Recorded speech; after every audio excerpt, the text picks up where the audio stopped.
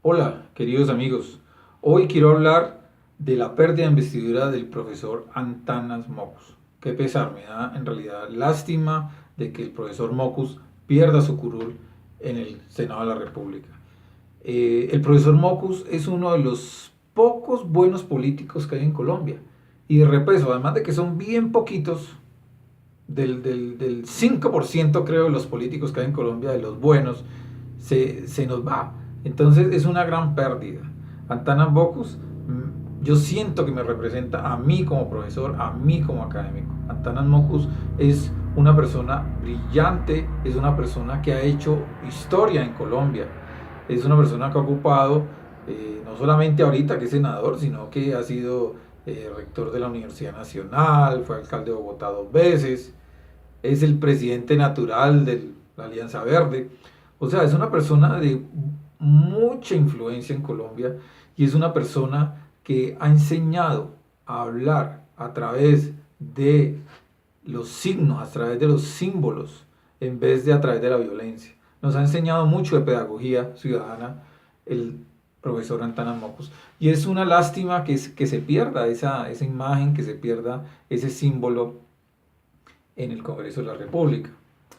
Ahora, lo más triste todavía es que las personas que entrarían a reemplazar esa curul son personas de muy bajo perfil. O sea, son personas que no le dan a la talla, ni siquiera los tobillos al profesor Mockus. Por ejemplo, el señor Osvaldo Ortiz, que es un pastor evangélico que de la noche a la mañana se volvió político, manipulando la fe de las personas. Eso ya de por sí es un acto de corrupción.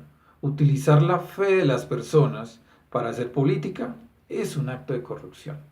Ahora, por ejemplo, decir cosas como que los paneles solares son obra de Satanás, eso es algo, además de que es una falacia, además de que es una mentira, es un argumento que enreda a las personas que de pronto tienen un nivel de educación muy bajo y a través del fanatismo, a través de la manipulación de la ideología religiosa de la fe, puede cautar personas para que voten por él.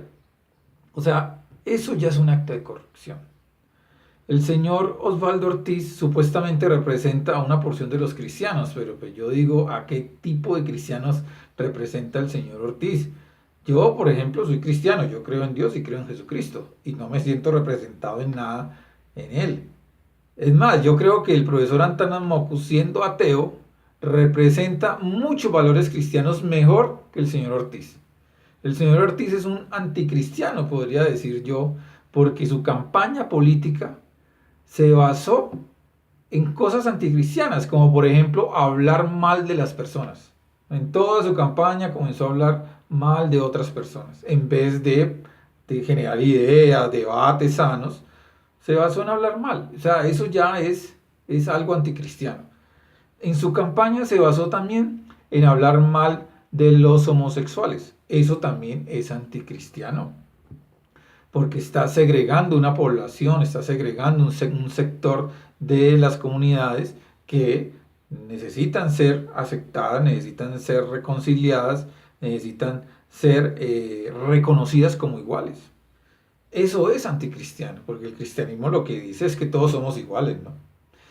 El señor Ortiz también, su abogado, por ejemplo, el abogado que instauró la demanda contra Mockus, que es el abogado de Ortiz, tiene vínculos con delincuentes, como por ejemplo el señor Kiko Gómez, que ha sido incluso condenado por asesinato.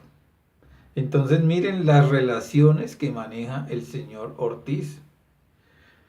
También el señor Ortiz se burla de sus semejantes, no tiene compasión, que es un principio cristiano básico, ¿no? Al burlarse, por ejemplo, de la enfermedad de Mockus en un video reciente, eso es algo que no tiene presentación. Entonces miren la clase de persona que va a entrar a ocupar la curul de Mockus. Es lamentable, es una pérdida grandísima, no solamente porque perdemos a un gran hombre, sino porque eso lo va a ocupar una persona que en realidad tiene un perfil supremamente bajo y le daría daño a la política colombiana, incluso le hace daño a la misma mala imagen que ya tiene el Centro Democrático, ¿no? Lo vuelve peor todavía. Es preocupante también que en Colombia la justicia se esté utilizando para quitar a los contrincantes. Este fenómeno se está regando por todo el mundo. Yo he podido analizar noticias de varios países, de acá de México, de Perú, de Argentina, de Chile, de Brasil, y en todas tienen la misma constante. Se utiliza la política de manera maquiavélica para quitar a los contrincantes. Ya no se matan a los políticos convirtiéndolos en mártires, sino que lo que se hace es matarlos, pero políticamente. ¿Ya? Les acaban su vida política, los inhabilitan y eso los quita del camino. Claro, y eso es el arma que está utilizando la corrupción para quitar la oposición. Es muy paradójico, ¿no? La corrupción utiliza la justicia a favor de ellos para quitar las personas que se le oponen. Qué tristeza, pero bueno, ojalá en Colombia podamos superar esto, ojalá la justicia se pueda volver independiente, ojalá la justicia sea más transparente y haya en realidad un equilibrio de poderes que en este momento no lo hay, porque se ha demostrado que la justicia en Colombia está a favor de los que siempre han gobernado.